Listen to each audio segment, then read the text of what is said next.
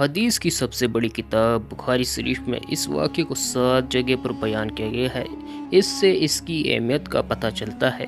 ہمارے پیارے آقا پیغمبر اور نبی محمد صلی اللہ علیہ وسلم نے اپنے صحابہ سے بنی اسرائیل میں ایک شخص کے اس واقعے کو بیان فرمایا ہے۔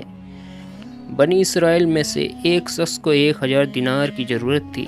اس نے سمندر پر دوسرے کنارے پر مالدار آدمی کے پاس پہنچا اور 1000 دینار قرض مانگا تو مالدار آدمی نے کہا، میں آپ کو پیسہ تو دے دوں گا، لیکن گواہ کون ہے؟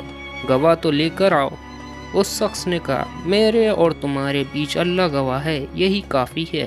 مالدار آدمی نے کہا، اچھا ٹھیک ہے، لیکن اس کی ذمہ داری کون لے گا؟ کوئی ذمہ دار تو لے کر آؤ، تاکہ اب یہ پیسے واپس نہ کرو تو میں اس کو وصول کروں۔ اس شخص نے پھر کہا، میرے اور تمہارے بیچ اللہ ذمہ دار ہے، یہی کافی ہے، اور وہی اس کی ذمہ داری لے گا۔ مالدار آدمی نے کہا، بات تو آپ ٹھیک کہہ رہے ہیں۔ آخرکار وقت طے کر لینے کے بعد اس مالدار آدمی نے 1000 دینار دے دیے اور کہا، وقت پر یہ پیسے واپس کر دینا۔ تو اس شخص نے کہا، ٹھیک ہے، اور پھر یہ شخص سمندر پار کر کے اپنے گھر چلا گیا اور جس ضرورت کے لیے قرض لیا تھا اس ضرورت کو پورا کیا۔ جب قرض ادا کرنے کا وقت آیا تو یہ شخص مالدار آدمی کے پاس اس کے پیسے واپس کرنے کے لیے روانہ ہو گیا۔ سمندر کے پاس پہنچ کر کشتیاں تلاش کرنے لگا، لیکن کوئی کشتی نہیں ملی۔ کافی تلاش کے بعد جب اسے کوئی کشتی نہ ملی تو اسے بڑی فکر ہوئی، کہیں قرض ادا کرنے سے پہلے میری موت نہ آ جائے۔ وہ سمندر کے کنارے مارا پھرنے لگا، لیکن کوئی سواری نہیں ملی۔ آخرکار مجبور ہو کر ایک لکڑی میں سوراخ کیا اور اس سے سوراخ میں 1000 دینار اور ایک پرچی رکھ دی، جس میں اس نے لکھا تھا کہ اے سمندر، میرا قرض ادا کرنے میں تو ہی رکاوٹ بن رہا ہے، اس لیے میں اپنا قرضہ تیرے حوالے کرتا ہوں، اب تو ہی ذمہ دار ہے۔ پھر اس نے لکڑی کا سوراخ بند کر کے اس کو سمندر میں بہا دیا اور اللہ سے دعا کی، اے اللہ، میرا قرضہ ادا کرنے میں یہی سمندر رکاوٹ بن رہا ہے، میں تجھے گواہ بناتا ہوں اور تو ہی گواہ اور تو ہی کافل ہے۔